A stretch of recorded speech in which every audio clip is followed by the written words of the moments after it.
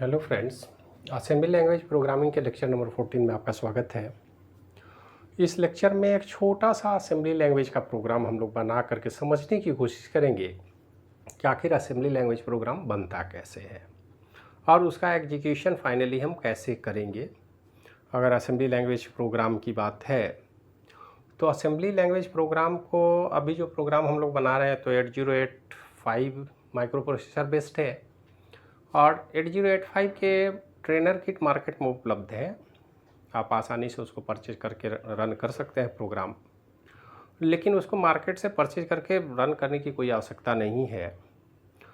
जब आप assembly language को और डिटेल में पढ़ेंगे, 8086 बेस्ड पढ़ेंगे, तो तमाम तरह के सॉफ्टवेयर उपलब्ध हैं जिसमें आप हाई लेवल लैंग्वेज पर भी असेंबली लैंग्वेज की कोडिंग कर सकते हैं और उसको अपने कंप्यूटर पर डायरेक्ट रन कर सकते हैं। उस पर डिस्कशन करेंगे अगले लेक्चर में, लेकिन उससे पहले ज़रा इस प्रोग्राम को हम समझने की कोशिश करें, बनाने की कोशिश करेंगे और देखेंगे कि प्रोग्राम को कैसे रन किया जाएगा।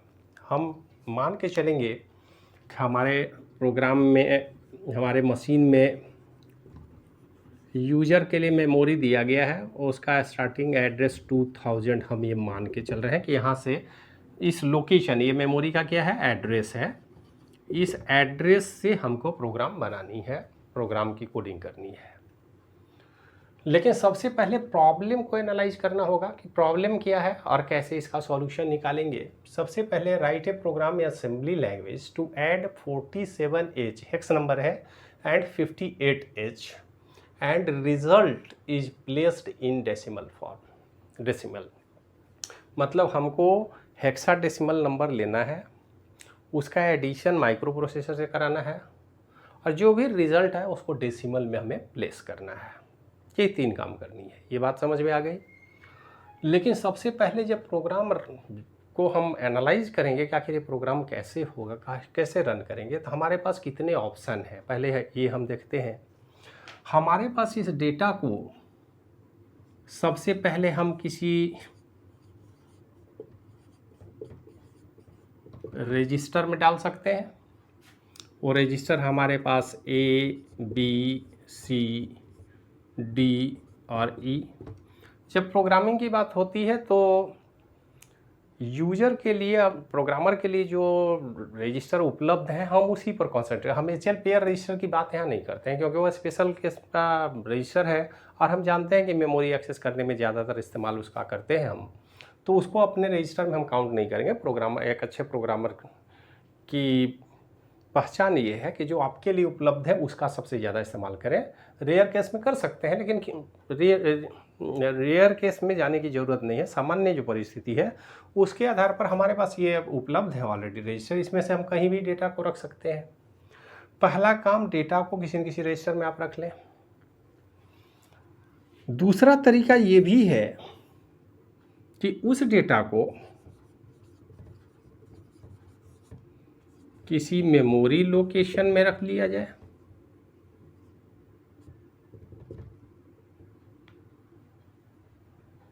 जो मेमोरी लोकेशन हमारे पास यहाँ 2000 से शुरू हो रहा है, तो 2000 से तो हम प्रोग्राम बनाएंगे। ये जो लोकेशन है तो यहाँ से तो हमारा प्रोग्राम स्टार्ट होगा। इसका मतलब है कि लोकेशन हम कुछ अलग मान के चलें।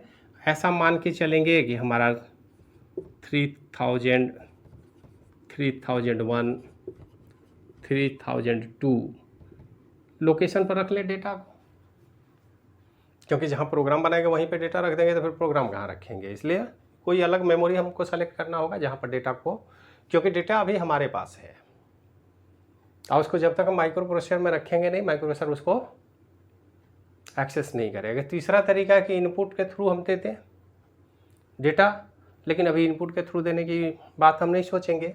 देखिए, एक लोकेशन पिछले प्रोग्राम में हमने डिस्कस किया था कि 2 अलग अलग मेमोरी लोकेशन में डेटा रखिए, वहाँ से लाइए, उनको ऐड कीजिए और फाइनली उसके नेक्स्ट लोकेशन में ट्रांसफ़र कीजिए। प्रोग्राम ऑलरेडी पिछले वीडियो में है, आप देख लीजिएगा। इसलिए इस मेमोरी लोकेशन में डेटा रखने का डिस्कशन यहाँ भी हम नहीं करेंगे, क्योंकि पिछले लेक्चर में यही प्रोग्राम हमने बनाया था।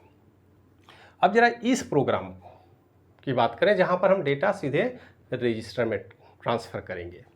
तो देखिए हमारा लोकेशन प्रोग्राम क्या होगा। सबसे पहले इस डेटा को लेके जाना होगा कहाँ, मेमोरी में। तो प्रोग्राम का लोकेशन हमारा है 2000, यहाँ से शुरू कर रहे हैं प्रोग्राम को। ये एड्रेस है जहाँ पर हम प्रोग्राम लिखना शुरू करेंगे, लेकिन ये अभी वर्चुअल है, फिजिकल मेमोरी में डेटा जब डालेंगे तब डालेंगे। अभी हम सीधे विदाउट मेमोरी एड्रेस के लोकेशन के भी प्रोग्राम लिख सकते हैं। तो सबसे पहले हम क्या करेंगे, MVI A डेटा 47H, मतलब पहला डेटा 47H को हमने एक्यूमुलेटर में मूव किया। नेक्स्ट इंस्ट्रक्शन होगा हमारा MVI B then data 58H। ये काम अब हमारा है, हमारे इंटेलिजेंसी पर, हमारे प्रोग्रामिंग एबिलिटी पर डिपेंड करता है कि हम कैसे प्रोग्राम को स्टार्ट करेंगे, कैसे लेके जाएंगे। अब ये दोनों इंस्ट्रक्शन दो डेटा को A और B रजिस्टर में मूव कर देंगे, जो रजिस्टर मेरे पास उपलब्ध है ऑलरेडी। अब नेक्स्ट में इन्हीं दोनों रजिस्टर को आपस में जोड़ देना है, तो हम लिखेंगे ऐड, कैपिटल में ही लिखें तो ज़्यादा बेटर है, ऐड B। ऐड B के बाद क्या हो जाएगा, B और A के डेटा आपस में जोड़ दिए जाएंगे और एक्यूमुलेटर में ट्रांसफ़र कर दिए जाएंगे। इसके बाद अगला है the result is placed in decimal. तो एक इंस्ट्रक्शन है हमारे पास DAA और देन HLT। हमारा यही प्रोग्राम बना। अब इस लोकेशन की बात अभी हम नहीं करें, तो ऑन पेपर हमने line number 1, line number 2, line number 3, line number 4, line number 5 ये बना लिया। अब देखिए जब एक बार आप प्रोग्राम बना लेते हैं तो ये तो असेंबली लैंग्वेज का प्रोग्राम हो गया। हमने आपको इंस्ट्रक्शन का मतलब समझाया, आप समझ रहे हैं कि ये प्रोग्राम क्या करेगा।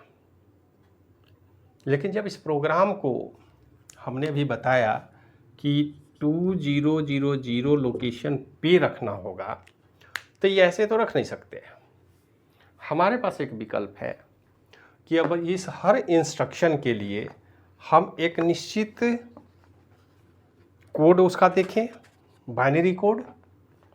तो बाइनरी कोड आप इंटरनेट पर सर्च कर लेंगे, वैसे हम आपको बुक से यहाँ दिखा देते हैं। तो हमारा इंस्ट्रक्शन क्या है, सबसे पहला MVI A। तो MVI A डेटा, इसका कोड है 3E। 3E और डेटा तो हमारा फिक्स है, तो डेटा को इसके नीचे हम लिख लेंगे 47। Next MVI B। MVI B का कोड है 06 और डेटा है हमारा 58। देन ऐड B का कोड है 80। Then DAA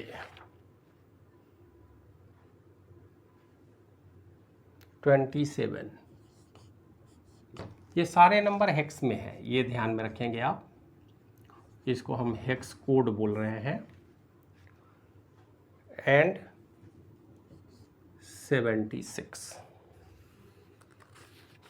76 means halt.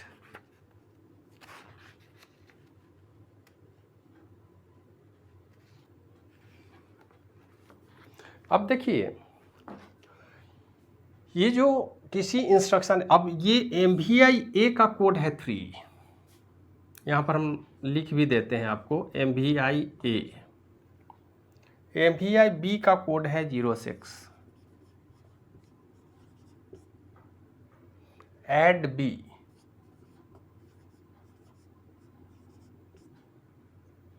DAA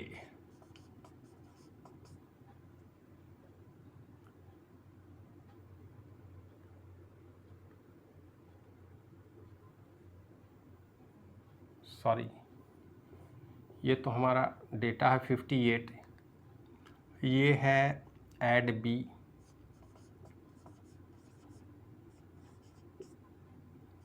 ये है DAA, ये है HLT। अब आप समझ सकते हैं कि ये जो कोड हमने हेक्स कोड में लिखा, एक्चुअल में ये तो अब हिडन हो गया। ये असेंबली का कोड है जो हमारे असेंबली प्रोग्रामिंग में हमने बनाया। हमारा एक्चुअल प्रोग्राम ये है, लेकिन जब प्रोग्राम मशीन में आप लेके जाएंगे तो प्रोग्राम सीधे नहीं जाएगा। इसका कोड 3 आपको लिखना होगा और एड्रेस का लोकेशन यहाँ देख लीजिए 20, 2001, 2002, 2003, 2004, 2005, 2006। 6 लोकेशन में हमारे पास आ गया, जिसमें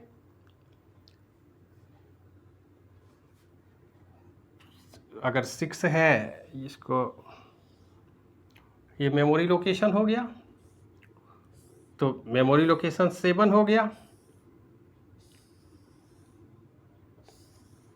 0 to 6 7 लोकेशन है, जिसमें 5 अलग इंस्ट्रक्शन है और 2 हमारे डेटा है 47 और 58। ये हेक्स नंबर तो है, लेकिन इस हेक्स नंबर ये डेटा है हमारे प्रोग्राम में और ये सब कोड है। लेकिन इसी तरह से इनको लिखना होगा। माइक्रो प्रोसेसर जब प्रोग्राम स्टार्ट करेगा तो माइक्रो प्रोसेसर को ये मिलेगा क्या हेक्स कोड? नहीं, हमको यहाँ पर एक इनकोडर सर्किट लगाना होगा। इनकोडर सर्किट हमने आपको बता दिया है। तो एक्चुअल में ये जो कोड है, इनके बगल में ही हम आपको मशीन कोड लिख देते हैं ताकि आप आसानी से समझ पाएंगे कि एक्चुअल में हमारा प्रोग्राम का क्या हुआ। 3E 0011 and E 1110, 47 0100 0111, 0000 0110, 0101 1000, 1000 0000 0010 0111 and 0111 0110। Actual में हमारे माइक्रो, ये है machine code,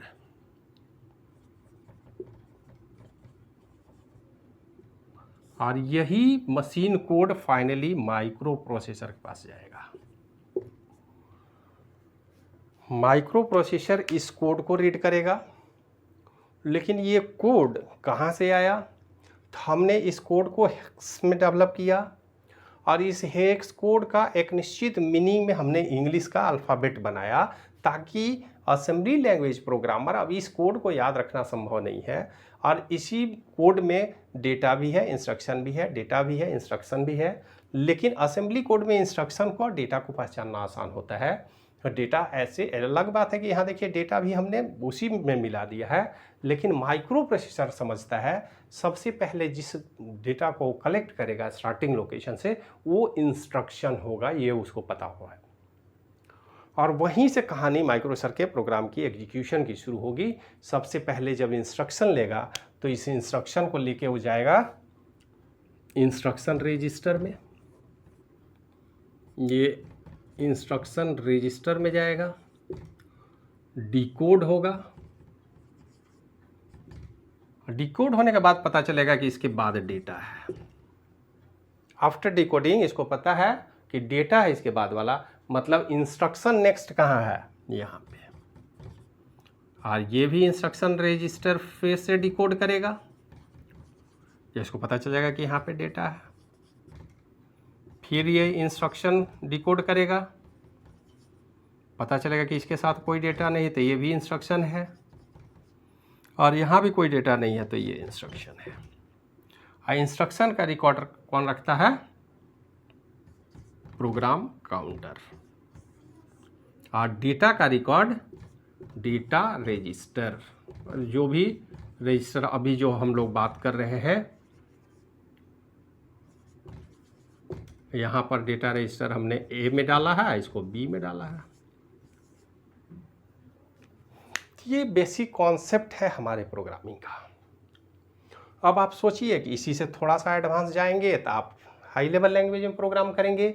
high level language में जब अगर हम सी की बात करें, C++ की बात करें, जावा की बात करें, ये प्रोग्राम इससे भी हायर लेवल पर है और इनसे इसमें कन्वर्ट करने के लिए हम लोग इस्तेमाल करते हैं compiler. Compiler finally high level language का एक असेंबली कोड ही जनरेट करता है और यहाँ पर ये प्रोसेस तो अपनाए जाएंगे हर मशीन में। इसका सीधा मतलब है कि चाहे जो भी एडवांस हम माइक्रो प्रोसेसर इस्तेमाल करें, उसके असेंबली कोड में निमोनिक कोड, उसको हेक्स कोड, इनकोडर के थ्रू उनको मशीन कोड में ट्रांसफ़र करना, ये सबके लिए कॉमन है। क्योंकि आम यूजर को हमने इस पूरे व्यवस्था को एक पैकिंग में पैक कर दिया और फाइनली ये व्यवस्था भी कंपाइलर से हमने लेकर के किसको दे दिया? ऑपरेटिंग सिस्टम को। हाई लेवल प्रोग्राम में बनाइए, कंपाइलर इस्तेमाल कीजिए, कंपाइलर असेंबली लैंग्वेज ट्रांसफ़र करेगा। अब वो हेक्स कोड में ट्रांसफ़र कैसे होगा, मेमोरी लोकेशन में कैसे जाएगा, सीपीयू के पास कैसे जाएगा, ये मैनेजमेंट की जिम्मेदारी हमने ऑपरेटिंग सिस्टम को दे दी। तो आम यूजर फ्री हो गया इस तरह के कॉन्सेप्ट में पढ़ने से।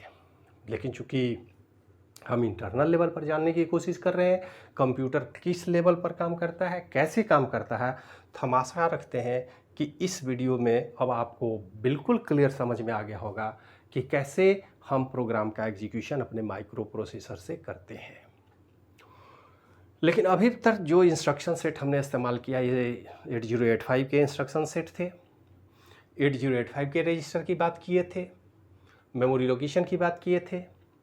अब कल से हम इससे थोड़ा सा आगे बढ़ेंगे और इससे और फॉरवर्ड मूव करते हुए अब हम माइक्रो प्रोसेसर 8088 या 86 पर डिस्कशन करेंगे कि उनके असेंबली कोड में क्या बदलाव है। एक बात ध्यान में रखनी है कि ये सारे इंस्ट्रक्शन 8086 88 में भी काम करते हैं, इसलिए वहाँ पर अलग कोड की ज़रूरत नहीं। यहाँ कॉन्सेप्ट थोड़ा सा बदलता है क्योंकि उसमें और एडवांसमेंट हमने किया और मेमोरी रजिस्टर एड्रेसिंग का कॉन्सेप्ट बढ़ाया, तो एड्रेसिंग का कॉन्सेप्ट, मेमोरी के एड्रेसिंग का कॉन्सेप्ट बढ़ाया, इंस्ट्रक्शन सेट कुछ और बढ़ा दिया, स्ट्रिंग मैनिपुलेशन की बात भी हमने किया और थोड़ा सा और डेवलपमेंट करके हम वहाँ पर जो असेंबली के प्रोग्राम बनाएंगे, उस प्रोग्राम को चूँकि सॉफ्टवेयर उसमें डायरेक्ट रन करता है, तो सॉफ्टवेयर के लेवल पर 1 पास 2 पास असेंबलर की बात करते हैं और ताकि असेंबली लैंग्वेज के कोड को आसानी से वहाँ हम रन कर पाते हैं।